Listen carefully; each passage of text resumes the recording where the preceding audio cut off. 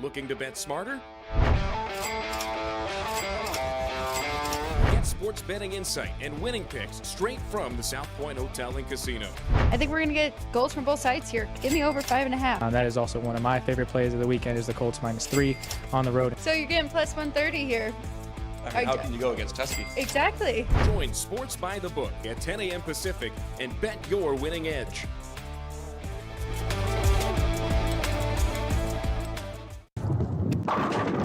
South Point Casino has plenty of attractions for the whole family. Catch a movie. Our 16-screen movie theater includes 2 XD Extreme screens for the ultimate in viewing, sound, and luxury. After the show, treat the family to a variety of treats at our old-fashioned ice cream parlor, Kate's Corner. We scoop up a variety of creamy concoctions, including smoothies, hand-dipped cones, milkshakes, malts, sodas, and sundaes. At Kate's, there's something for everyone. And if you've still got time to spare, our bowling center might be right up your alley. Voted Best of Las Vegas, it's a great place for friends and family fun. 64 lanes, a pro shop, snack bar, and arcade. And while the kids are bowling, you can play slots and sip on a drink in the Alley Cat Lounge while overlooking the lanes. For our more serious and professional bowlers, the South Point is also home to a separate tournament bowling plaza.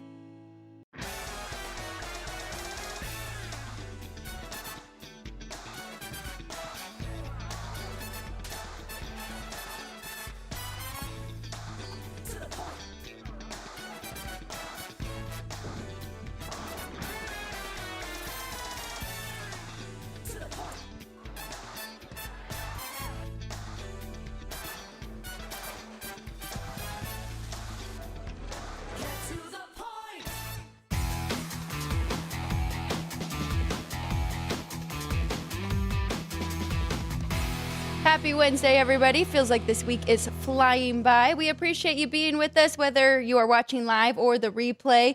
We thank you. And please, just a friendly reminder to make sure that you are subscribed to the channel. It is our push for 2K. We've got 21 more days to get there. So please help us out and just double check that you are and your friends and family are as well for the Sports by the Book YouTube channel. A lot to get to today. A lighter card, but definitely some games we are looking at betting tonight. We'll get to those. Also, we want to catch you up on the futures market for the NFL. We'll go through awards and where all of those odds sit, and also conference odds, and if there is any long shots that we are willing to take right now. We're going to continue with our deep dive into Week 15 of the NFL. We kind of left out a few key important information yesterday, so we're going to make sure that everybody knows what they are getting into this week, including six division matchups that are game 2, right, of these division matchups for these teams. So we'll make sure and talk about that, as well as the last thing. I'll go through my top 10 for the NFL, get Ryan's reaction to that, and a week and a half away from the CFP playoffs beginning, and we've got exactas here at the South Point. I know you can't see that, but we've got graphics for you coming up later. So if you are looking to take Ohio State defeating Indiana in the championship, we've got the odds for you here. Or if you want to take a long shot here, maybe Alabama and Miami, we'll get you those numbers later in the show. Sports by the Book, 5 days a week here. We shoot live from the South Point studio, live from the South Point Hotel and Casino. The spot to be right now for the next week or so with the NFR here in town. I'm Alex White alongside Ryan McCormick. Ryan, a Tuesday that we would like to forget betting-wise, but we had some historic things happen, and it's some really good games, both on the hardwood for college basketball and on the ice, and then 2 teams for the NBA Cup go into the quarterfinals. We have 2 more games tonight. We'll touch on those as well. But overall, a lot of fun action. But for 2 bettors who love taking the underdogs on the ice, we kind of missed out on some last night. Yeah. If you faded my my Oilers and Avalanche, you would have paid pretty nice with those $2 favorites both going down in overtime. But those two were also 2 of 4 games to include a game-tying goal with less than 10 seconds remaining in regulation. It was the first time in NHL history that 4 such games were decided on a single night like that, or allowed to go into overtime on a single night like that. But we did have, before I get to the official recap numbers, Nick just let us know in the chat, Pete Alonso signs with the Baltimore Orioles, made me go look on Twitter, and it is a 5-year, $155 million deal for Pete Alonso. Becomes the highest annual average value for a first baseman in Major League Baseball history. He winds up with a total of $185 million in this contract as he gets $30 million guaranteed. So it'll be $31 million per year over the next 5 years as Pete Alonso, the guy that closed down Cashman Field here in Las Vegas, is now a Baltimore Oriole. Yeah, that is wild. I mean, that's kind of a turning of the page for the New York Mets, right? Because he's kind of been the face of that franchise for the last few years, and now moving on to the Baltimore Orioles. So good for him on that deal. Yeah, it's kind of looking like the Mets are going to hit a bit of a rough patch. Losing Edwin Diaz to the Dodgers, losing Pete Alonso the way that they just did. Mets fans cannot be happy. Steve Cohen showed that he would be able, or be the man to spend money, be the billionaire owner, willing to spend the money, but they've made some coaching staff moves that players haven't been happy. Locker room doesn't seem great. And yeah, losing the franchise, the longest tenured Met, trading him to the Rangers in Jeff McNeil, and then, losing Pete Alonso the way that they just did. So, but anyway, to recap Tuesday, you had mentioned the NBA Cup. Both favorites win and cover yesterday. Both games managed to go under the total. So 2-0 favorites straight up and against the spread, and 0-2 on the total in the NBA. College basketball favorites 20-3 straight up, 11-11-1. One's pretty popular there for the total, or against the spread. Failed to look at what the totals were, but going to the NHL, favorites ended up 3-5-2. There were 2 pick'em games yesterday, so that's why we get the 2 ties. 4 puck lines were covered, 2 reverse, and totals were 8-2 to the over. So we had talked about in the Avalanche and Oilers games respectively that we should have gotten goals, should have played the overs there instead of playing the money lines on those 2 big favorites. Yeah, and I said I was a little bit worried about those overs, right? And then 8-2 to the over. So from the night before, that was, I believe, 1-4, because we had 4 unders out of the 5 games. That really reversed there.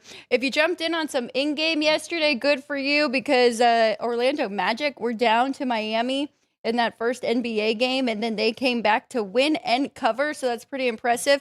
BYU, we talked about BYU with Matt Neverett yesterday and how good they were, but very star-heavy, right? And Clemson, a good team overall, and they get a lot of production from their bench, and Clemson had a nice first half lead, 43-22. I saw a plus 12.5 on the Cougars. I did not get there, but they come all the way back to win that one, 67-64. But Clemson, if you were on them pre-flop, they did cover as an underdog in that one.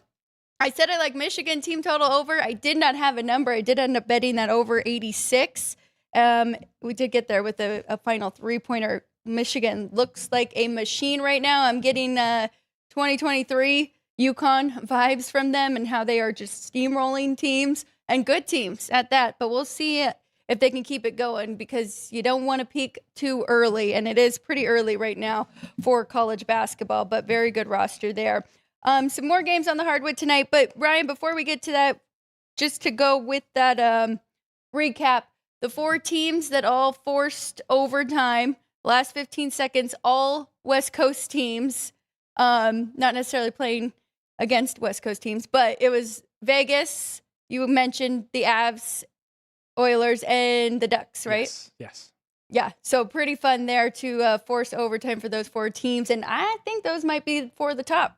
I guess we're leaving out the Stars there, but I mean, as of right now, for the stronger teams in the Western Conference. So fun night overall, a lot of good games there, but we got to turn the page. We got to find some good bets on the board tonight. Let's start it off. Let's go with the NFL, though. As I mentioned, we went over Week 15 yesterday, opening line, where it had moved to, and we broke down 2 good games that are coming up, 2 marquee games on the slate. I just wanted to mention, because as myself, Matt, and Ryan are going through Week 15, one of the games kind of caught me by surprise, and it was Carolina and the Saints, right? And the Panthers just 2.5 on the road, but have not been a road favorite in quite some time.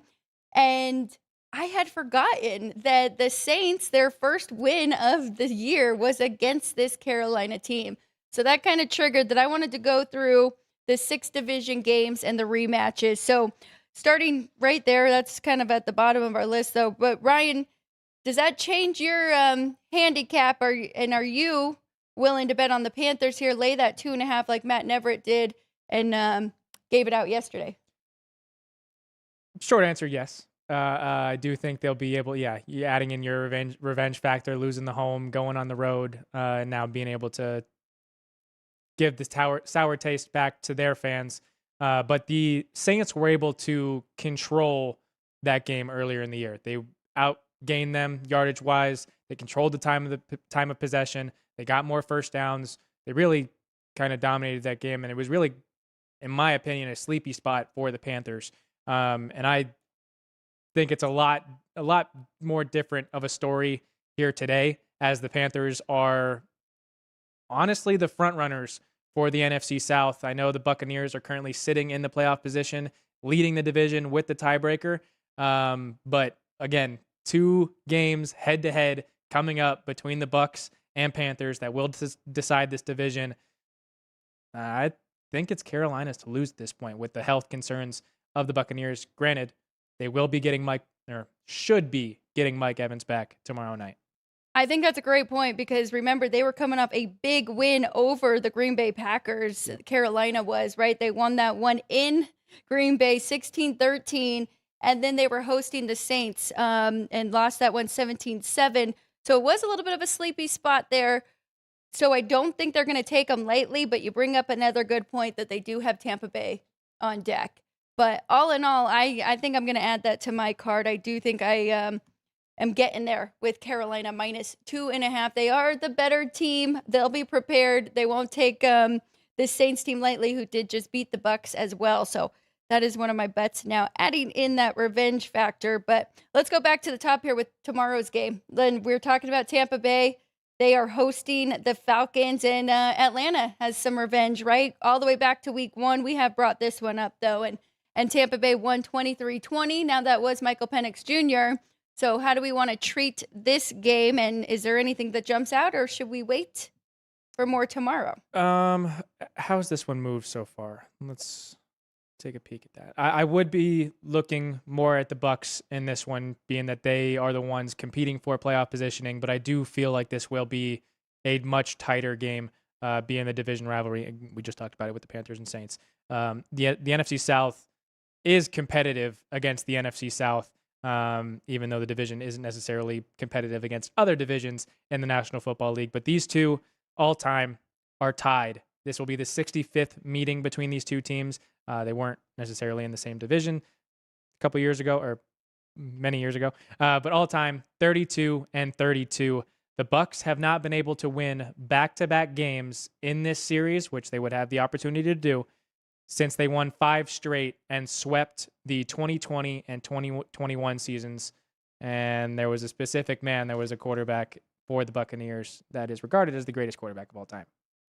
So it will be a tough task for them, especially, I mean, we got a standalone game here Thursday night. I feel like we might see the best of Kirk Cousins. I don't know, though. I don't trust the Falcons to put together a good enough game plan. With a little bit of home revenge there, I make this game 3.5. So I can definitely understand why bettors took the 5.5, cutting a little bit close here at 4.5 as we stand. But we'll dive into that a little bit more tomorrow and see if we like any other angles. 44.5, I think that's a great total for this matchup as well. I've seen more unders from Tampa Bay and more forcing turnovers, I would say, from their defense, as opposed to being really stout, but they are opportunistic definitely.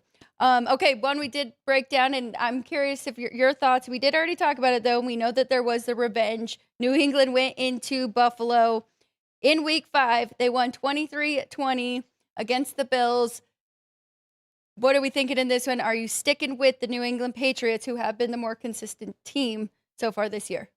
Yes, I will be sticking with the Patriots. The best price you will get is here in Las Vegas, whether you come here to the South Point or to the Superbook. They have it as a pick'em, but everywhere else in the market still has the road team favored by a point in this one. I do think it is the Patriots' game to lose, them being at home, them winning the earlier matchup in Buffalo. I get the revenge and what I just said with the Saints and Panthers. But yeah, with what the Patriots are doing, and I had mentioned yesterday, Mike Vrabel as a player against the Buffalo Bills, 15-1 as a coach against the Buffalo Bills.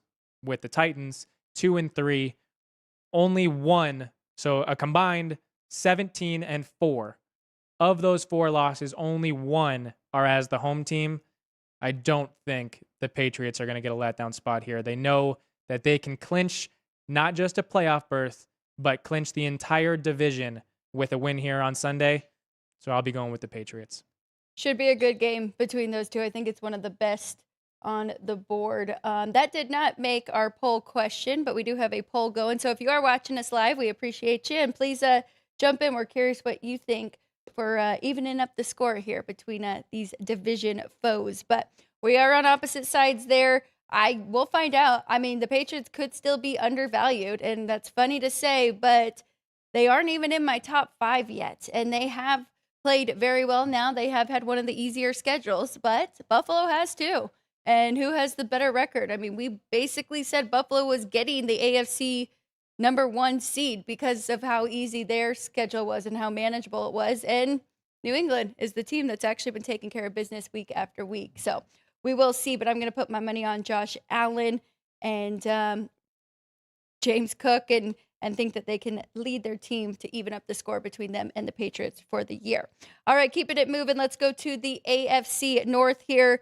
Baltimore falls short on Thanksgiving night and, finished it off with all 3 dogs winning outright on Thanksgiving. And the Bengals got it done. A lot of turnovers, a lot of field goals, but they still found a way. Now Baltimore goes to Cincinnati, laying 2.5. What do you think about this? And we haven't really gotten a chance to talk about this matchup yet, but what do you like in this or nothing? I do like the home team here. Again, it's another situation where they won in the road building and you're getting the home revenge. But the Bengals, there's first with the Ravens, something feels off with this team. Whether it's Lamar Jackson not being healthy, the offensive line not holding up, or the defense having a lot of holes. The Bengals are looking like they will not have T. Higgins. They did not have T. Higgins on Thanksgiving, and they still won by 18 points. You add in the fact that the Bengals need to win out, actually need to win out in order to have a postseason life. That there is a little bit more hunger there, and to also tie in some history. Ravens lead all time 32-28. The Bengals won the earlier matchup. Anytime that the Bengals won one matchup, they were able to win the next one before losing in a streak to the Ravens, going all the way back to 2017. So when they get one, they're able to get the following. And another added point is I didn't realize that these two teams played 4 times in the calendar year of 2023, and they split that one 2-2. Again, Bengals winning the first 2, Ravens winning the next 2, and then the 2 following that before the Bengals won the last one. So I think they'll be able to get it done here again.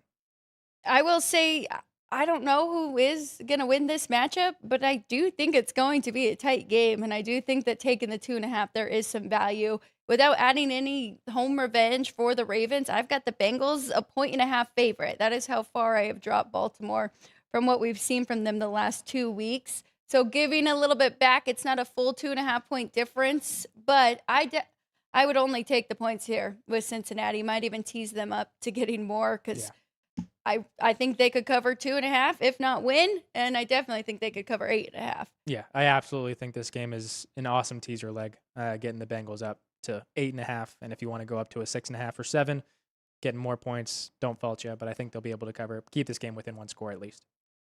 Ryan, it feels so long ago that the Ravens had just won 5 games in a row before they just dropped 2. It doesn't even feel possible. But, I mean, some good teams in there, too, including your Chicago Bears, who went on a run since then, and then the Dolphins, who have been one of the hotter teams, the Vikings, the Browns, and the Jets.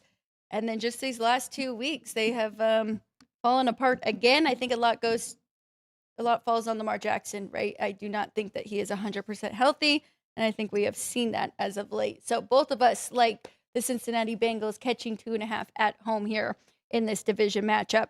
2 more that we do want to talk about. 2 more, because we did already talk about the Panthers and the Saints. But let's talk about the AFC West now between the Chargers and Kansas City. We just saw the Chargers with a big win on Monday night. Now, this one, you can't give any home revenge to either team. It was a neutral. It did count as the Chargers' home game against the Chiefs, but LA was able to defeat Kansas City 27-21 in week 1. Now, Kansas City is a 4.5-point favorite at home. You like anything in this one, or does this look like a stay off to you? This is another one that I do like the home team. Okay. The Chargers have not been able to win in Kansas City since 2021. You add in the Chiefs are really falling apart and need to get right. Division game is going to be where they should be able to do it. Granted, it is one of the top teams in the division, a team above them in the division. But you look at Justin Herbert getting sacked 7 times against the Eagles defense on Monday. I do think the Chiefs defense is going to be able to do enough. I don't think the Chargers defense is going to be able to do what the Texans defense did to the Chiefs last week. I do think 4.5 might be a little too steep. So this one might also be another good teaser leg, getting the dog up to double digits. But I do think the Chiefs will end up getting it done on the money line.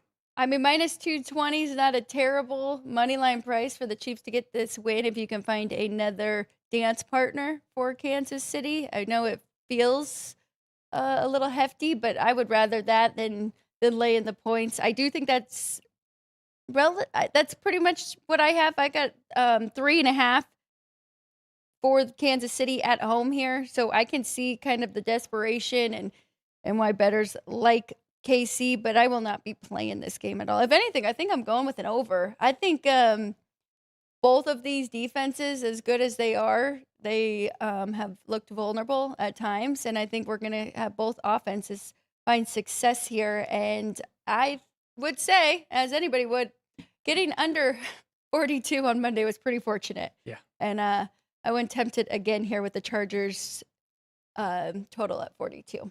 But one more on the board for us before we move to my top 10 and then looking into the futures. Let's go to Washington and the New York Giants. No revenge for either team because Washington was hosting in the first matchup, and they did get the win 21-6 over the Giants. That was week 1. That was before Jackson Dart was the starting quarterback. So, Ryan, anything jump out to you in this one between the Commanders and New York Giants? Jaden Daniels was officially ruled out this morning. I would imagine that he does not play the remainder of this year. Don't even risk him furthering that injury to the non-throwing elbow. And Jackson Dart on this Giants offense adds another facet to that offense. So, yeah, it's granted, I will be cheering for the Giants regardless. But, yeah, I do think it's the Giants here in this one. I've got nothing on the side. I kind of worry about, I think Marcus Mariota was doing pretty well. But as you mentioned yesterday, too, no Zach Ertz now. And he's been a target for both of those guys, no matter who was under center. Yep. I only have a 1-point difference or 1.5-point difference on the total, but that's leaning to the over. Could you see points from both sides here? It's a high total. So yeah, I don't know if we get over the 47. The one thing that I will point out, as we pointed out the last couple of days, and specifically on Football Frenzy, from Chris Andrews, teams getting shut out going against teams getting shut out the following week typically do pretty well. And we saw that with the Vikings getting shut out 2 weeks ago then shutting out the Commanders last week. So the Commanders are the team that was just shut out going into a division game against the Giants team that has not really been impressive throughout the year. They more collapsed towards the ends of games.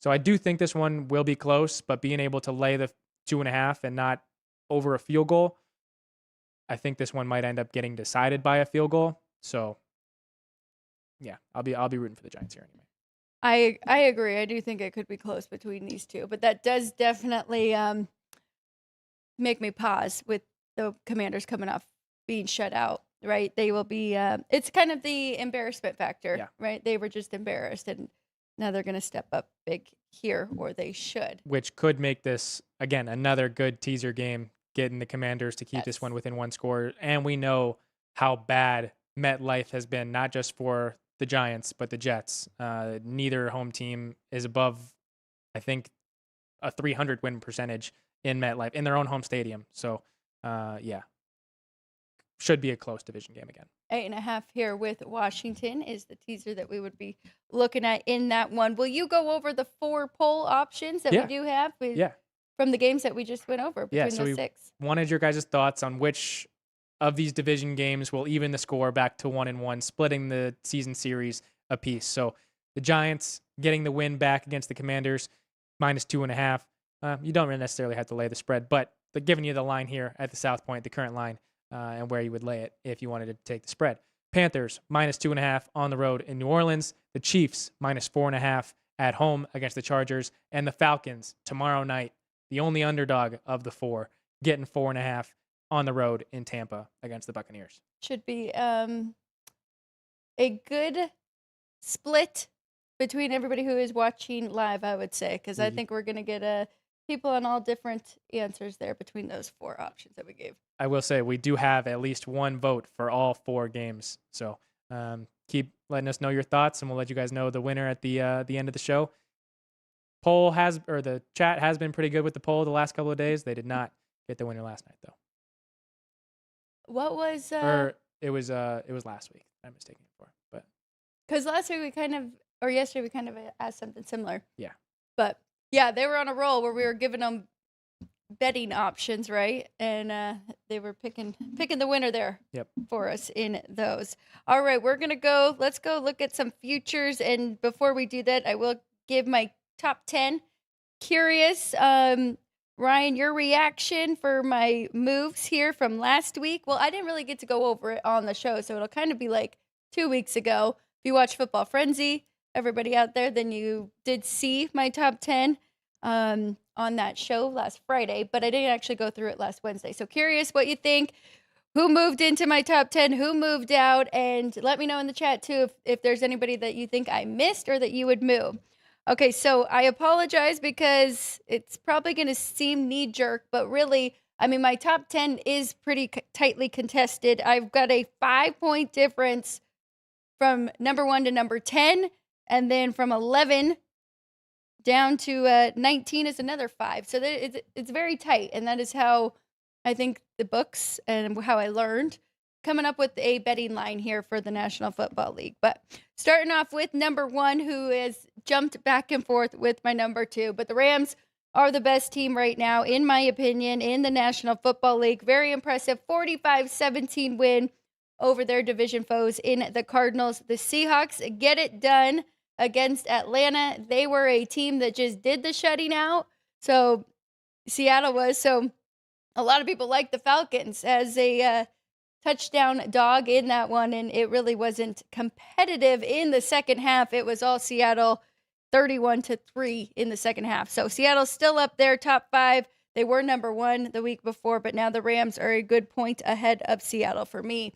Number 3, 4, and 5, I actually have a 3-way tie between these two. I put Buffalo at the top because I do think with Josh Allen, they are a little bit above the next 2, and they are, I think, the best team in the AFC right now. The Buffalo Bills, it was scary for a while, but they did get it done. 39-34 win over Cincinnati. So Bills jump back up to my top 5, and they are tied with the Green Bay Packers and the Denver Broncos. Now, the Broncos moved from 6 last week back into my top 5 here, but I do think that they are deserving. They have a great defense. We still have our question marks, and if they can keep that fourth quarter heroics going, but as of now, they are at the top of the AFC with the Patriots. Number 5, the Lions bump up from 9. Number 6, the Lions bump up from 9 to 6 for me. Pretty impressive win over the Cowboys, who were one of the hottest teams in the league. Now we'll see if they can do it this week. They've got a very tough matchup with my number 1 team and a lot of people's in the Rams. Number 7, the Niners move without even playing, but it's because the Eagles fall back. So the Niners move up, the Eagles fall back to number 8. I do think there's a lot of issues there in Philadelphia. They fall short to the Chargers in overtime, and really think they could have had that game. Number 9, the Patriots. They've been in the top 10 now for a few weeks, but they were at number 10. They move up to number 9, and new to my top 10 is the Houston Texans. And honestly, I think my number might even be a little short on them. I think that they are definitely playoff bound. I think that they could, have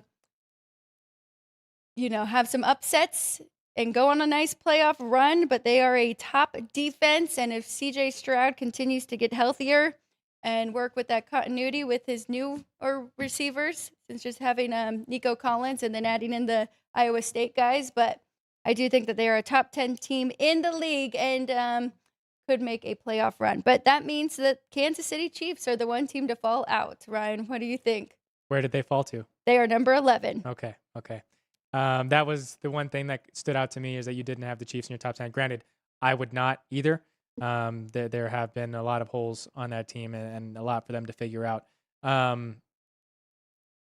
New England at 9 and Buffalo at 3 also stood out to me, and it makes sense why you have a play on Buffalo in this game. But I do think that all in all, the Patriots roster as a whole is more together than the Bills roster, which is why I think they will be able to get it done in Foxborough on Sunday. I don't fault you for having the Bills top 3. We'll take a look at the MVP markets here in a second, but Josh Allen absolutely has is what the Bills run off of, and why they are a Super Bowl contender is because of their quarterback. So I don't fault it. We do have some pretty good matchups based on your rankings, though, especially with the Packers and Broncos going head-to-head this week, the Bills and Patriots. And then we'll get to see a little bit more from the Lions going against the Rams. That's right. And then the Niners in a couple weeks getting to go against the Bears, who aren't in your top 10. But, really strong. I like your list, honestly. You are right. That is very interesting. And I know that the Bills have had their injuries, right? And I've almost been lower on them. So for them to make a jump now is almost shocking to me as well. So this will tell a lot and could be a good point and a half for both teams. If the Patriots are able to win this game pretty comfortably, right, then should be a point and a half, I would say, for both teams in opposite directions. So we'll learn a lot. The Chiefs, for anybody who is curious, because feels like a pretty big drop for them, but I had them 5.5 at home against the Houston Texans. 5.5. The line was 3.5, and I was not alone. A lot of people like the Chiefs in that spot, thinking that they could get it done and they would cover that 3.5. And it was all Texans, really. They controlled that game, even though they did tie it up at one point. But that is why I decided to go with the under instead in that one, because I was a little concerned. So I made the adjustments, and now Houston is above the Chiefs in my power ratings. Very, very close, though. So let me know if anybody else has any questions about it or even comments for my top 10. We do have Texas Sports in the chat saying Rams to beat the Texans in the Super Bowl, 30-1. I'm sure there are plenty of prices out there, but 30-1 is the one that Texas Sports quotes. I do love a good exacta. I'm sure we'll have them up here at the sell point soon too. But an exacta we do have is in college football. Chris has put up exactas for each individual team of the college football playoff to defeat the other side of the bracket. So we'll go through those here after we go through the NFL awards to give you guys an update on those futures markets. Well, let's do that now. Let's go through the awards because you brought up the MVP, and curious what Josh Allen's number is right now. Matthew Stafford looking like he is the front runner. Of course, Drake May right behind him, but is Josh Allen now third favorite? Oh, Jordan Love jumped up too. Okay, so what do we got for our top 5 here? Yeah, so Matthew Stafford is the odds-on favorite, minus 180. Drake May, the best price you'll get is over on FanDuel, plus 210. Jordan Love, best price over on FanDuel, 12 to 1. And then Josh Allen is the only quarterback beneath 75 to 1 at 15 to 1 there for Josh Allen. That price will not be available if the Bills pull off the win in Foxborough this weekend. Drake May's price will probably get better, and Josh Allen's will drop. And another thing to keep in mind, we are in Toyotathon. So Jordan Love is playing the best football of his year. He was actually on, I believe, McAfee wearing a Toyotathon jacket. So he's fully invested into what everyone thinks is his best time of the year. I mean, the numbers say it, right? And does this go until the end of the year? Yes, it does not December? include January, though. It does not. That's the scary part there, of course. Anything you like? I guess what you're kind of telling me is, if I like the Bills so much this weekend, maybe sprinkle a little bit on 15 to 1, as opposed to it's a pick'em game. Yes, if you like the Bills here, well, I combat that with the NFC picture as well. This is going to be, so Matthew Stafford and Jordan Love will have the conversation based on who gets the 1 seed in the NFC. Matthew Stafford should have more of the conversation because he has the touchdown to interception ratio he does. He has, I believe, 8 more touchdowns than the next closest quarterback in the National Football League, and he's only turned the ball over 4 times with interceptions. So Matthew Stafford's been absolutely capable of taking care of the ball, but the Packers do have an opportunity to get the 1 seed, to have everything go through Lambeau, and I do think he would get some votes if that was the case. On the AFC side, the Patriots can only get the 1 seed if they have a better record at the end of the year than the Denver Broncos. So if the Bills get it done, the Patriots would need help in order to get that 1 seed. So Drake May shouldn't be the second favorite, or won't be, but I think they will be able to get it done this weekend. But in terms of how we think things will play out, the best available price of the conversation that we're having, I think, is that 15 to 1. I agree. I do think it is. But when we're talking about Matthew Stafford, made a lot of good points there. So he is the odds-on favorite, minus 180, and I do think it's kind of his award to lose at this point, right? So it might be tough for any of these guys to make a case now with just 4 weeks left, and depending on how things even pan out, maybe week 18 sound important for some of these quarterbacks, right, to even help their case in the MVP. Okay, so potential, if you do think Jordan Love or Josh Allen has a shot to jump up there above either of them, they are pretty good numbers. I don't really see a case for anyone else. Sam Darnold, maybe, if the Seahawks find a way to get the 1 seed. They do have a head-to-head next week on Thursday night.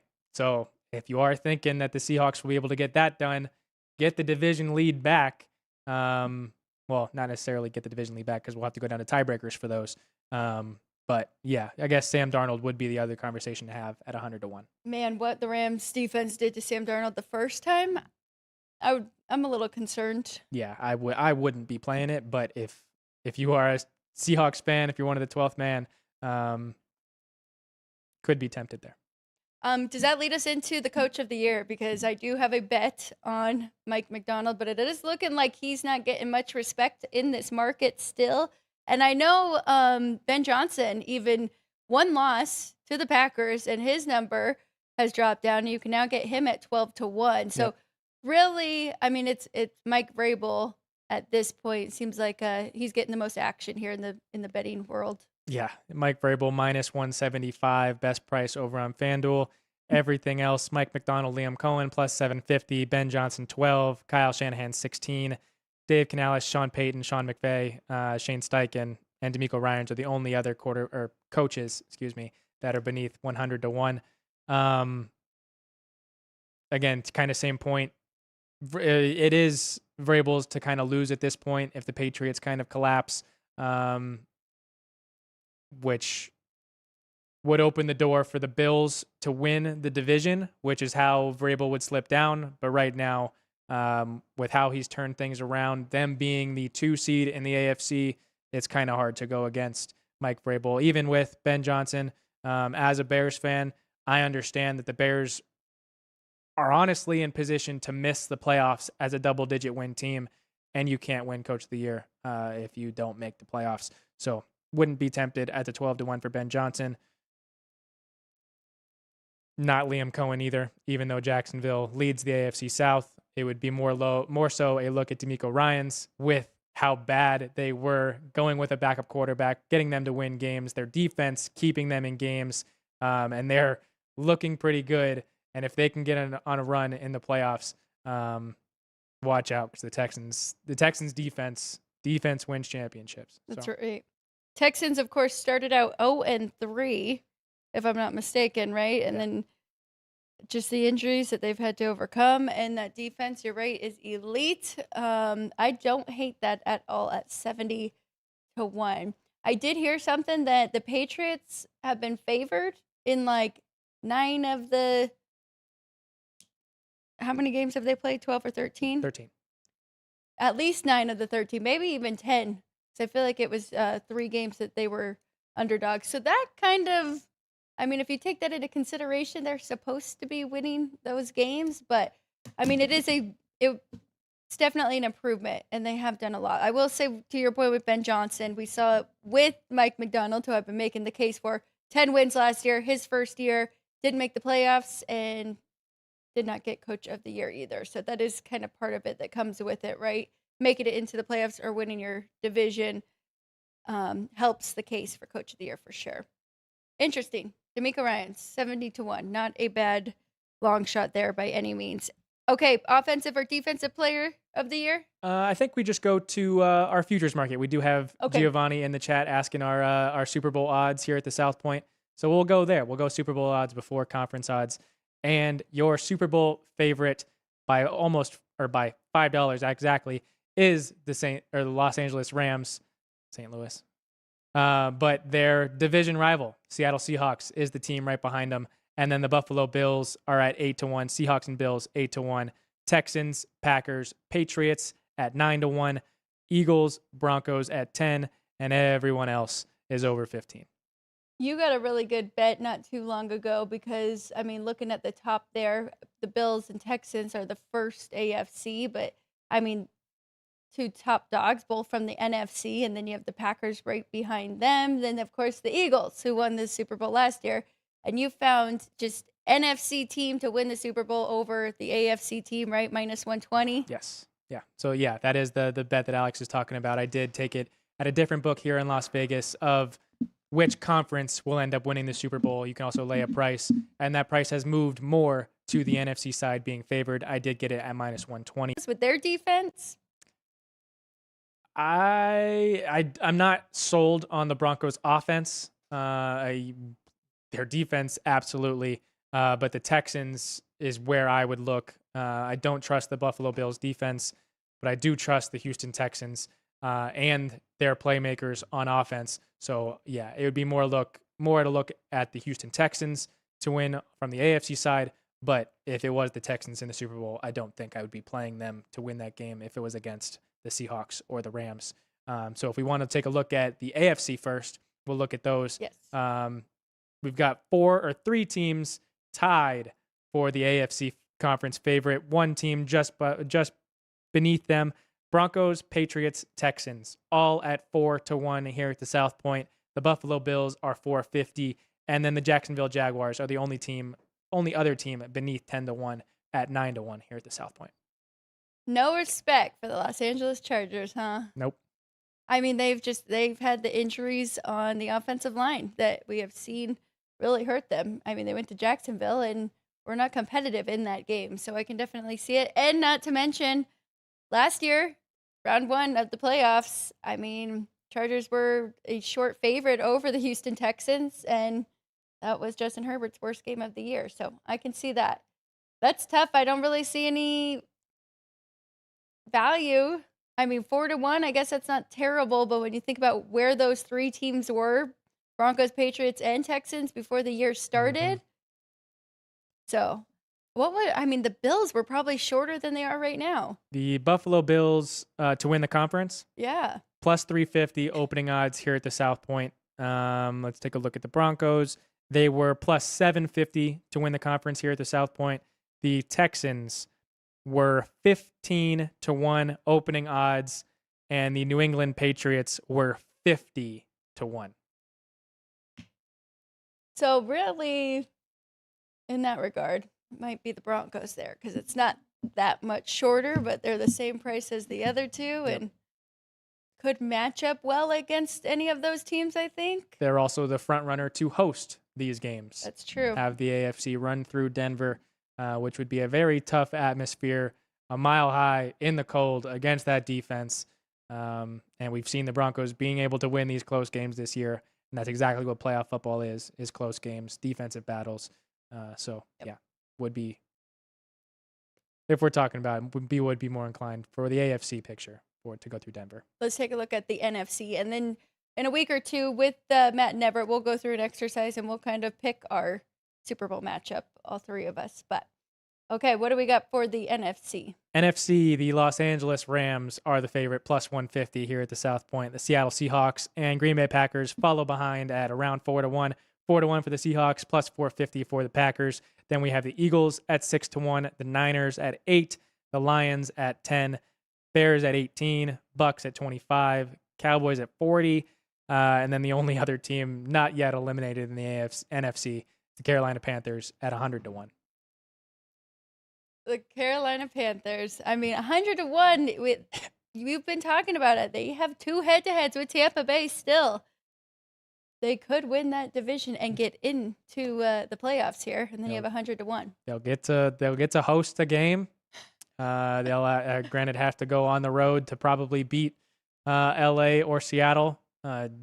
Both will be very difficult to do, but we did watch the Panthers beat the Rams earlier this year. So, the 100-1 is a little bit tempting, but again, it's the Carolina Panthers led by Bryce Young. I will say, too, though, that Seahawks kind of jumps out to me at 4-1, just because I do only have a 1-point difference between those two. Just they're familiar. They're in the same division. So if they do get to face the Rams for a third time, could put them in the best position out of any of them, except for the 49ers, 8-1. Is that a good ticket to have on San Francisco? Absolutely. I definitely think the 8-1 is good on the Niners. We're looking at three very, very strong teams in the NFC West. But the point that I more so wanted to make was to the Seahawks point, 4-1. If they do manage to win that game at home on Thursday night next week, that price will not be 4-1. And the Rams price will not be plus 150. So whoever wins that game, their price is going to drop. Whoever loses, their price is going to grow. So if you think the Rams get it done on the road next Thursday night, the plus 150 is probably the best price you'll get for the remainder of the year for the NFC, as they'll be the front runners to have the NFC go through them. And the Seahawks will, again, get tiebreakers and possibly get the NFC to go through Seattle. Packers are also live to have the NFC go through Green Bay. So, I do think it is priced correctly with those three favorites, 154 and 450, with the Rams, Seahawks, and Packers as the top three. Ryan, the Rams have the Lions, the Seahawks, and then it looks pretty simple because they go to Atlanta to take on the Falcons, and then they have Arizona one more time, which we just saw they beat up on the Cardinals. So you're right. That plus 150 might be the best. If they beat the Seahawks again, they are odds-on favorite, and you're not getting a plus price. Wouldn't you say? Yep. So you like the Rams that much, which I know a lot of people do, and they are really healthy right now, right? Playing their best football, which who knows what happens when we get to the playoffs. But as of right now, I mean, I think they could easily go 3-1 through their next 4 games. Yes, absolutely. And again, I've made the point a couple weeks ago. The Rams hear a lot of noise, and the Rams aren't even Los Angeles' most popular team, and neither are the Chargers, about SoFi Stadium being Levi's South, Levi's being the stadium that the Niners play in, also the stadium in which this year's Super Bowl is being played in. So just a little cherry on top, the Rams being able to win the NFC and then go into your biggest rival's stadium to claim a Super Bowl title, I do think adds a little bit of hunger for that Rams team there. And I know how good Matthew Stafford is playing right now, but man, that feels like a good way to go out if I were him. But I mean, quarterbacks we're playing as long as we can right now, so he'd probably try and keep going a little bit. But all right, let's go to some college football before we get into tonight's action. See if there are any bets. We like 4 hockey games on the board, but before we do that, we've got to talk about the exactas here at the South Point for the CFP. What do we have first? It's looking like Indiana's up first. They are technically the 1 seed. Did you want to? Yeah, we can go through them first. They are the 1 seed. You're right. Let's go through them first. Okay. And Chris and company did a great job here because it is split up your bracket, one side and the other side. Yep. So you can't make any stupid bets, right? If you're not paying attention and realize 2 teams are on the same side of the bracket. So starting with Indiana's side. Yeah. What do we got for odds here? Indiana 6-1 to beat the Buckeyes in a rematch of the Big Ten championship in the national championship. 8-1 on the Hoosiers to beat the Bulldogs. 20-1 on Ole Miss to get through that side of the bracket and end up losing to Indiana. 22 for A&M, 30 for Miami, and 300 for Tulane. Nice. Do we have every team on that side? Yes. Okay. Sean, can we keep it going? Can we go from Indiana now to Oregon? Over on that side of the bracket? There we go. I think you just give out the numbers right now. We can let everybody take it in. Yeah. And then if we like anything after, we go through all of them. This was the one that kind of stood out to me because Oregon to defeat the highest 2 seeds on that side of the bracket is the same price, 18-1 for both. And then 40 to beat Ole Miss, 50 for A&M, 75 for Oregon to defeat Miami, and 500-1 for Tulane to get through that side and end up losing to Oregon in the national championship. Cool. Yeah, wait till you see James Madison and Tulane Yeah. for everybody who is watching or listening. Oregon kind of the darling so far this year. If you are listening to people like us who talk about these things daily, but they do remind me a lot of Notre Dame last year in the sense of looking at probably the easiest path through one side of the bracket, not having to go up against Ohio State or Georgia until the end, and that's why you're seeing them have the best odds there. Also did not play in the Big Ten title game. We saw that work out for Ohio State last year. So I actually agree, because if it ends up being Oregon and Indiana in the semifinals, I will probably be on Oregon for the rematch here. Indiana did get the regular season win, so that kind of leads me to Oregon being one of the teams I do like on that side of the bracket. Yeah, Dan Lanning is not has no problem finding bulletin board material, and losing that game at home to Indiana definitely will be in the minds of the Ducks to get that rematch in the semifinals against Indiana. So yeah, I would kind of think the same thing as you. They might be able to get that one done against Indiana there. So we'll go down to the 8 seed Oklahoma and then 9 seed Alabama. Oklahoma 200-1 to defeat Ohio State, but 150-1 for it to be an all SEC national championship, and the Sooners to get it done against the Bulldogs, 150-1 there. 300-1 for Oklahoma to defeat Ole Miss. Same thing, 300-1 for Oklahoma to defeat A&M. 400-1 to defeat the Miami Hurricanes, and 15,000 for the 8 seed versus the 11 seed in the college football playoff national championship. You got to decide, right, who you like in this first matchup between the 8 and the 9, and it is a rematch for Alabama, losing that first one to Oklahoma, even though they outgained the Sooners. But the more time that passes, the more I like Oklahoma with the better defense and the longer time John Mateer has, right, for his hand to heal, and maybe they can look more like the Oklahoma team that we saw early on in the year. I do like Chris's odds there, because I do think they have a way better shot of beating another SEC team like like Georgia than Ohio State. But all right, what about Alabama? Anything crazy here?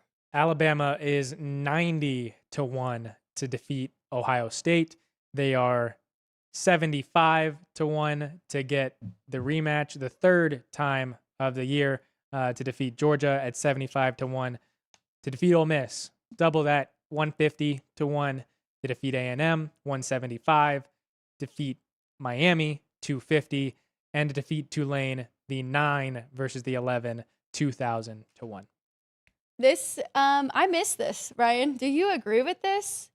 That Alabama should be that much more of a favorite to get through, including Oklahoma. So pretty much just giving them the win there, right? Yeah. And then they have to face Indiana, potentially Oregon or Texas Tech.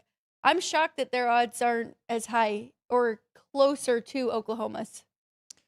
Yeah, it kind of just tells you that the books value Alabama more than they do Oklahoma. And they do think Alabama would have an easier opportunity to beat Indiana than Oklahoma would, which I do agree with. I don't think either of these two teams should be in the college football playoff, but alas, this is what we have. So, yeah, not many more thoughts to share, but those are the prices on the 8 and 9. If you do want to take a look at what the JMU Dukes are to win the national championship in an exacta, 2,000-1, 4,000-1 for them to defeat Ohio State, 2,000 to defeat Georgia, 4,000 to defeat Ole Miss, 5,000 to defeat A&M, 6,000 to defeat Miami. And if you want all kinds of havoc, the 11 versus the 12 in the college football playoff national championship, 2 G5s in the college football playoff national championship, 25,000-1. I don't think I can get there with any of those. And I wouldn't suggest it either because James Madison has Oregon up first. And a lot of people are thinking that Oregon is going to cover that spread there in the first matchup. Yeah. What about Texas Tech? We got Texas Tech, and that's it for that bracket, right? That side of the bracket? Well, Texas Tech, yes. Yeah. Texas Tech to defeat Ohio State, 18-1, to defeat Georgia, 22-1. So a little bit different than the Oregon, 18-18, 18-22 here for Texas Tech to defeat Ohio State, and then Georgia, 40-1 to defeat Ole Miss, 50-1 to beat a Texas battle to defeat A&M, 75 to defeat Miami, and 500 to defeat Tulane. I mean, really, if you just look at the odds, that Oregon is 18-1 to beat Ohio State, which is the same as Texas Tech. So not even really counting that first matchup. It's like a automatic, which may not be I don't know. It might be harsh, but it is probably true there. Any desire for you to take any piece of Texas Tech in this bracket? Texas Tech is the team that having to go against Oregon is a very difficult task in the next game because of how much I respect Dan Lanning and what he's able to do as a head coach. But that roster is really, really good. So if I were to be playing an exacta here, it would be a look at Texas Tech, most likely to defeat Georgia, because I don't know if they'll be able to get it done against the Buckeyes. It really is unfortunate that they are going to have to most likely face Oregon and then turn around and face Indiana. Yeah. Who we saw these Big Ten teams are very similar. So that would be tough for them back to back there. But all right, let's go ahead and move to the other side of the bracket, starting with the 2 seed in Ohio State, and then we'll go to Georgia and then hit the other 4. Yeah, Ohio State to defeat Indiana is the favorite in terms of these exactas, plus 550 for Ohio State to get the best of the rematch of the Big Ten championship in the national championship. So Ohio State, 550 to defeat Indiana, 8-1 to defeat Texas Tech, 10-1 to defeat Oregon, 30 to beat Oklahoma, 20 to defeat Alabama, and 250-1 to defeat JMU. All right, let's go ahead and move to Georgia. I don't see a whole lot. I mean, unless you have Ohio State penciled in, but I mean, with the exactas, right, you're kind of looking for a little bit more of a long shot, right? Getting better prices there. Yeah. Yeah. Being able to hedge games is kind of the reason to take futures. But moving to Georgia, they are 20 to 1 to defeat Texas, 20 to 1 to defeat Indiana, 22 for Texas Tech, 25 for Oregon, 75 for Oklahoma, 60 for Alabama, and then 500 to defeat JMU. To your point, though, Ryan, for both of these that are a little bit lower numbers, but still good prices there. If you do have Ohio State to beat Indiana or Oregon at 10 to 1, you know that Ohio State's most likely going to be the favorite in the national championship game. And then that's a good hedging opportunity, right? You can take the points, try and win both. Or with the Georgia, if you think they can just get by Ohio State, then you do have a really nice ticket with whoever you match up against. But all right, 4 more in this one. Yes, we're going down to Ole Miss to be able to get things done, getting more offensive help, coaching staff wise. Lane Kiffin allowing some more assistants to go back and game plan for the Ole Miss Rebels here for the college football playoff. They are 100 to 1 to defeat the 1 seed Indiana Hoosiers, 75 for Texas Tech, 100 to 1 again to defeat Oregon, 275 for Oklahoma, 200 for Alabama, and then 2,000 to defeat JMU. Now, Ole Miss did lose to Georgia in the regular season, right? So we will have that rematch Yes. as long as Ole Miss takes care of business in their second time around against Tulane, then they will face Georgia again, and then they've got that revenge. But it's a very tough opponent, and Kirby Smart's one of the very best. So if you like Ole Miss, you got to make sure you're putting your money there and think they can get past those 2 rematches, and then probably Ohio State or A&M or Miami there. We did have Dean Hilton in the chat asking some questions. So this is the exact outcome of the champion to defeat the team that they would play against in the national championship. So picking the winner and who they would beat, not necessarily I guess you are picking what the exact matchup would be, but you're picking the winner, not just to get to the championship game. And then also asking about Texas Tech to defeat Indiana. That happens on the same side of the bracket, so that would not be able to happen in the national championship. Oh, he likes it in the semifinals. Yes. All right, going down to A&M to be able to defeat Indiana is 50 to 1 to defeat Oregon again, Indiana 50, Texas Tech 50, Oregon 75, Oklahoma 200, Alabama 125, and JMU at 1,500 to 1. Texas A&M is interesting, a team that I was very high on all year long. Very good offensively. We've seen the holes defensively. Now, the last time we've seen them, they lost to Texas, and I think everybody's kind of just forgotten about the Aggies. So I'll be very curious to see how far they can go in this. But, of course, they do have to beat Miami first to even make a run here, which is it's a tough matchup between these two. Yeah, and it's ultimately the matchup that I wanted to see in the 7 and 10. The 2 teams that beat Notre Dame earn the head-to-head to go against each other rather than having to see a rematch, which the committee gifted us with both the 3 SEC schools. Congratulations to the SEC getting more and more money. But we'll go down to Miami in order to get through the right side of the bracket and play in the national championship and defeat Indiana would be 80 to 1 to defeat Texas Tech would be 75 to defeat Oregon would be 80 to defeat Oklahoma 250 Alabama 200 and JMU is 2,000 to 1.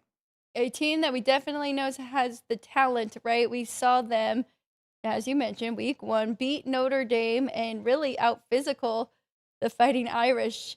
It's just always been the coaching that makes us a little bit nervous here with the Hurricanes, but getting a chance to be in the playoffs after being left out last year of the 12-team playoff, I am excited that Miami will be in here. And that is a great first matchup between them and the Aggies. Yeah, talking pre-show about which odds our crew would be tempted to take, which you and I would be tempted to take. You and Sean both like Miami here. And the only reason that I don't is because I don't like Mario Cristobal as head coach. I respect the roster, respect the players, think they are capable of winning a championship, but I do not think Mario Cristobal is capable of coaching a national championship team. So we go down to the 11 seed Tulane. If you think that they can get through that side of the bracket, it is 10,000 to 1 for them to defeat the 1 seed Indiana, 10,000 to 1 for them to defeat the 4 seed Texas Tech, 10,000 to 1 for them to defeat Oregon, 20 and 20 for them to defeat the 8 and 9 Oklahoma and Alabama. The only time we've seen the same odds for Oklahoma and Alabama, and then 50,000 to 1 on this side for the 11 to defeat the 12. I am all about, the little guy having a seat and having at least one G5.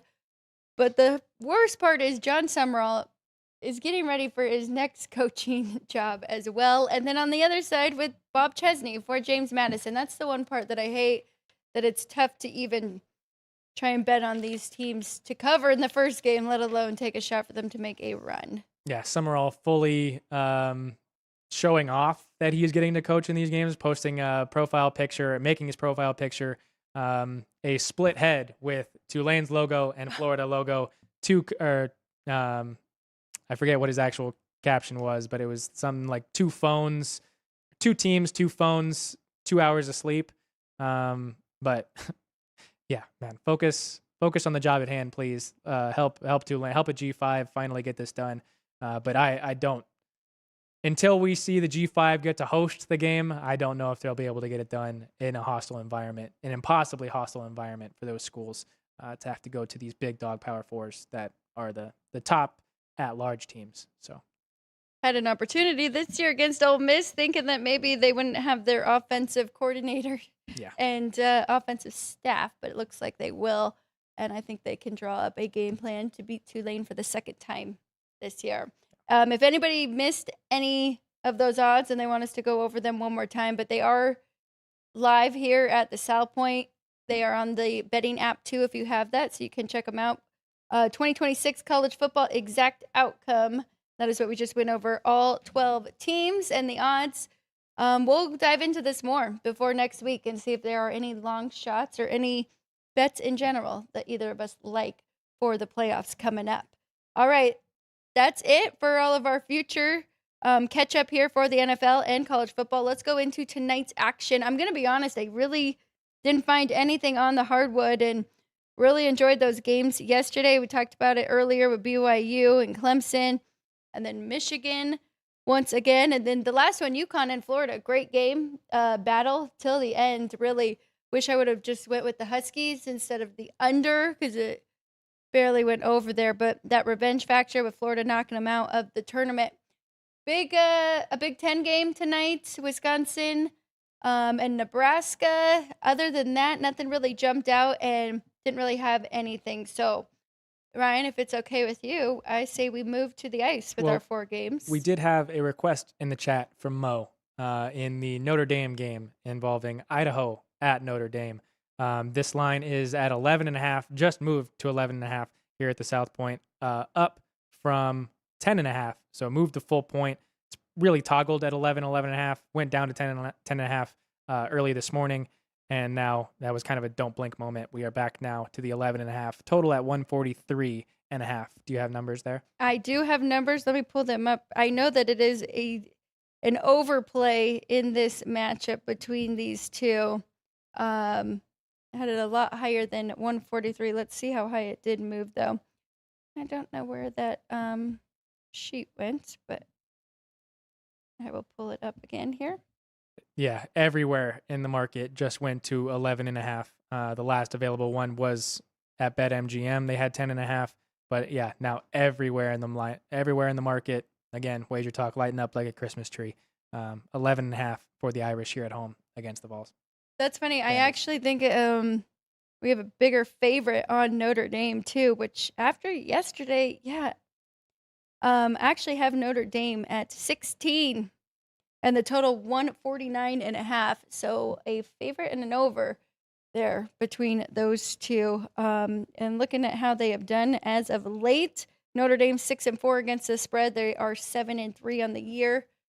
Idaho, not bad, 4-3 against the spread. Both of them pretty even total wise, 5-5 for the Irish and 3-4 totals there for Idaho. Looking down the spreadsheet, not a ton of blue to where you do want to usually jump in on overs. Time of possession, both of them definitely play slow. So that is the one hold off there. But yeah, 16 for the Fighting Irish for our numbers there. Now Okay. Yeah. to the ice? Yeah, now we can go to the ice. We got 4 games in action tonight. We will start in the Madhouse on Madison, the United Center in Chicago. The Blackhawks are hosting the Rangers. They are getting plus 120 as the home team. The Rangers are a minus 140 road favorite. One of my lights just went out. But we got a total of 6 with a juice to the under. I wish we were getting a little bit more here with the Blackhawks. And you and I have been talking about them kind of being undervalued, right? Well, now the market has caught up because I think minus 140. I still think it's a little high. I'm going to be honest. I don't have the Rangers quite that high on the road. I have a minus 125, but not enough for me to jump on the other side. Not a huge difference, but I definitely have a difference in the total, closer to a 5.5 for me. So I'm going to go under 6 because two of my favorite goalies to back when I'm betting unders, and it's Shesterkin and Spencer Knight. So under 6 for me. Ryan, are you jumping in on Chicago at this price?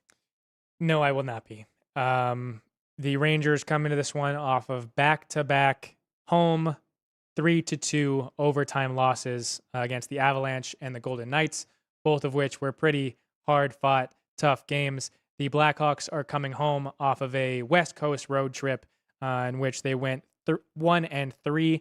They faced the same team in 2 of their last 5 matchups, 2 matchups against the Ducks, 2 matchups against the Kings. So both of those second games were really, really physical. They got shut out in their second game against the Kings 6-0. They also lost by 6 goals again in their most recent matchup against the Ducks, losing 7-1. So I do like the under here. Don't want to lay the juice. So I won't be playing this one. I would be more inclined to taking the Rangers as they've been phenomenal on the road so far this year. So, I don't think my Hawks are going to be able to get it done here. I hope it is a lower scoring game than what you just said from their West Coast trip. But I do think those young teams in the Ducks definitely, play with that speed to get more goals there. So I think the Rangers, they'll slow it down here too. But I've got nothing in this one, but don't look now. But the Calgary Flames are hot, and they are on a nice winning streak. 4 at home, 3 in a row coming into this one. Pick them between them and the Red Wings, and the total 6. I'm going to pass. Ryan, what say you? Yeah, I've made a habit of fading the Flames so far this year, and I was going to do it again tonight. But with the Flames on a win streak, 4 straight wins at home, 3 straight victories coming into this game, as you had just mentioned. I am a little scared to do it here, even though it is probably the best price that we'll get to see on a Wings versus a beneath 500 team in the NHL for the rest of this year. The Wings are on a road trip themselves. They lost 6-5 in a shootout at Columbus, and then they came all the way across the country, won 4-3 against Seattle, shut out the Canucks 4-0. So I do think the Wings will be able to get it done here. I'll probably end up convincing myself as we get closer to puck drop. But yeah, for now, I don't know if I can play against the Flames with them being so good at home right now. Yeah, and I don't know if this is going to last, but 7-2-1 in their last 10. I don't think it will with Calgary, but right now, Devin Cooley playing really good between the pipes, and I think he kind of gave them some confidence. And looking at his numbers, a .920 save percentage in his 8 games and a .217 goals against. So that's what makes me a little bit nervous, even though Calgary still tied for 31st in scoring, just 2.48 goals per game. So really been doing it on the defensive side and with their goaltending. Yeah, what might convince me is a reverse puck line here. I know I just talked against it with the Flames being hot at home. But yeah, with them being 31st in scoring. Let's take a look here. The another thing that I think is telling in this one, it's also the same spread price for the next game that we'll talk about, Panthers and Mammoth. But to get a goal and a half with the Wings is minus 260. So it definitely thinks it'll be a close game, and it's obviously priced as a pick 'em. Right. So yeah, let me pull up the reverse puck line here real quick. Okay.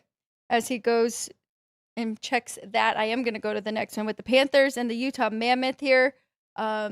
Another game that is very close, and Utah's lost 2 in a row coming into this. Florida has won 2 in a row. Florida have to lay a little bit more juice, minus 115. My numbers say the opposite. Utah minus 115, not enough for me to get involved on either side there. And the total 6, that's what I have as well. So it's a pass for me. But just with the goalie play, I would lean to under the 6, if anything. The reverse puck lines are the exact same in both this Florida Panthers game and the Florida Panthers, Utah Mammoth, and Detroit Red Wings and Calgary Flames. Red Wings minus a goal and a half, getting plus 225 over on STN here in Las Vegas. And then the Mammoth minus the goal and a half, plus 225 at home against the Panthers. I do think I'll end up playing it with the Wings there in Calgary. I think the Wings will be able to get done. So your comparison is Utah's going up against the defending champions and getting who have not so much in their last 4, but were the worst team record-wise, points-wise in the National Hockey League, were the Florida Panthers. So they really, really struggled to get this year started or the last kind of 2 weeks, and have maybe gotten a little bit back to form. Bob stepping up too. But are they in the middle of a road trip? Do you know that? They are. I don't know how many more let me check real quick. road games they do have. Let me see my travel too. I know I have Utah. They're 4th in 6, but that's about it. This is the first game of a road trip for the Florida Panthers. They then are at. This is the first of a back-to-back as well for the Panthers. They are in Colorado tomorrow night, in Dallas on Saturday, and then back to Florida where they play the Lightning in Tampa next Monday. So, did you say Colorado up next and then Dallas? Yeah, we got a pretty tough stretch here for the Panthers. So I'll be playing the Mammoth here. I think I am too. Granted, they'll need to win in order to feel good going into this road trip, but I think the Mammoth will be able to get it done. I think they'll be ready, have their shot against the defending champions, and much better team than they were last year, right? So half a unit minus 1.5 for the Mammoth is plus 225, you said? Yes. Okay. Last but not least, Kings and the Kraken. Can Seattle stop the bleeding? Because, man, they have lost 6 in a row. Yeah. Stop the bleeding indeed. Losing 4-1 to the Wild their last time out. Close game against the Wings, 4-3. But then they had a home and home against the Oilers, in which they were shut out at home, 4-0, and then gave up 9 goals in Edmonton, losing 9-4. So the Kraken really, really struggling. The Kings feeling good, getting a 6-0 shutout, then covering a puck line yesterday, or 2 nights ago, in Utah, 4-2. This one's going to be a stay away, just because I think the Kraken are capable of scoring, but the Kings, again, to point out, they are a much better defensive team. They kind of sit back and let you make mistakes in order to get their offense. So this one will ultimately end up being a stay away for me. Probably a stay away for me too. If anything, it would be the Kraken getting plus 125 at home. I just think that price is a little steep for the Kings, but as you mentioned, good defensive team, and they've been better on the road this year. So if that is added into that price, but I think there's some value. It's just whether you can stomach going betting on a team that has lost 6 in a row, and if you're trying to predict when their turnaround and bounce back spot is going to be. But it's a tough one, definitely. Okay, I think that is it for us. We both found a reverse puck line for the night. Let us know if you found anything that you like for the hockey slate tonight. And then it looks like we have our poll results here. Poll is complete with all the final votes, and looks like we have a pretty easy winner. Yeah, every team did give votes, so we're evening the score here. Which division game or which division matchup are you taking the season series to be evened up at 1-1 with matchups this weekend? The Panthers laying 2.5 currently at the South Point in New Orleans against the Saints. The Giants laying 2.5 at home against the Commanders. The Chiefs laying 4.5 at home against the Los Angeles Chargers. And the Falcons catching 4.5 in Tampa against the Buccaneers. And our viewers are going with the Carolina Panthers to be able to defeat the Saints, get their revenge back from losing their home game earlier this year. So Panthers receiving 43% of our vote, 33 to the Giants against the Commanders, 14 for the Chiefs, and just a lonely 10% for the Birds against the Bucs tomorrow night. I think I agree with them in that order. Panthers, Giants, Chiefs, and then Falcons for what I actually like out of those four. A little bit nervous for the Falcons tomorrow against the Bucs, who are pretty desperate. Them and the Panthers. I think it's probably a parlay, those two on the money line. Both will find a way to get the win, and then it's going to get more interesting for their head-to-heads. Yeah, sure. That makes plenty of sense. All right, we'll go to our ticker trivia presented by City Light Shine, available at Lee's Discount Liquor, Total Wine, and here at the South Point Hotel and Casino. There's also a Legends Edition giveaway, special edition bottles for those that earn their way to receiving a free bottle here at the South Point with slot play or table play, I believe. So ticker trivia presented by City Light Shine on this date in sports history, December 10th, 2016. Current Baltimore Ravens quarterback Lamar Jackson earned the record for the youngest player to be awarded the Heisman Trophy while playing for the University of Louisville. Prior to Lamar getting that award and becoming the youngest player to win the Heisman, which player was youngest before him to win college football's top individual honor? That would be 3 years prior. Jameis Winston, the Florida State Seminole, was able to get it done at 19 years, prior to Jackson winning the Heisman at 19 years and 337 days old. Current New York Giants backup, third string, Jameis Winston received the honors at 19 years, 342 days old. So he won it 5 days older than Lamar ended up doing back in 2013, playing for Florida State. The only other player to be under the age of 20 and earn the Heisman Trophy was Alabama running back Mark Ingram. Very good question, as always, from Vince. I have a feeling some people probably knew that one about Jameis Winston and the Florida State Seminole. And yes, I'd say backup. I think he's the number 2 on the right on the depth chart. Yeah, I don't think Russ is going to be anything more than the emergency QB for the remainder of this year. All right, that does it for us. We got to give our whiteboard plays before we get out of here. I said before the show started, this week is flying by, and now we're just 2 days away.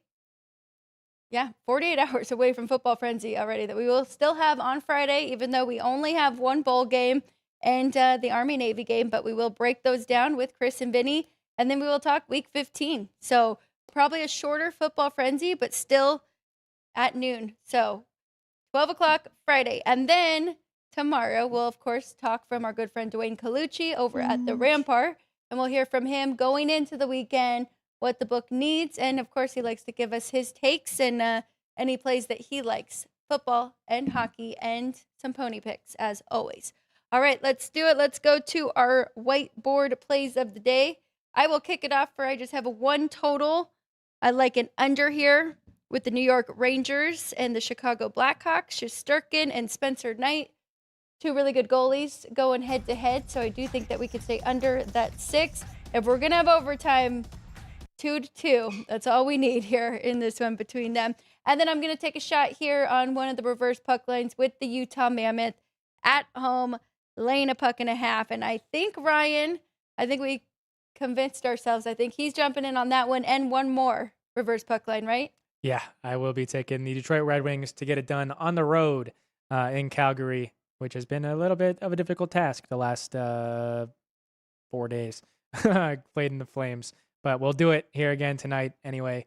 The Detroit Red Wings minus the puck puck and a half, getting plus 225, same price as the Mammoth, laying the puck and a half at home against the Panthers there. All right, let's get it done. And then whoever asked in the chat, Celine to Notre Dame, right? Laying the points at home against Idaho and potentially the over. But I don't like that one because of the pace of play. So I would skip that one, but I do like the favorite there. Thank you, everybody who stuck around and watched live. Thank you if you are watching the replay. We appreciate you. And please make sure and subscribe to the channel. The road to 2K. We are on our way. Thank you to the crew. We've got Sean, Vince, Jerry, Andrew. And thank you all for everything that you guys do back there. For Chris and Vinny, they'll be back in 48 hours. And for Ryan McCormick, this is Sports by the Book. Thank you guys for watching. Thank you for participating in our poll questions and our ticker trivia. We'll be back in less than 24 hours. Best of luck. Let's cash some tickets. I'll see you tomorrow, everybody. I'm Alex White for Sports by the Book.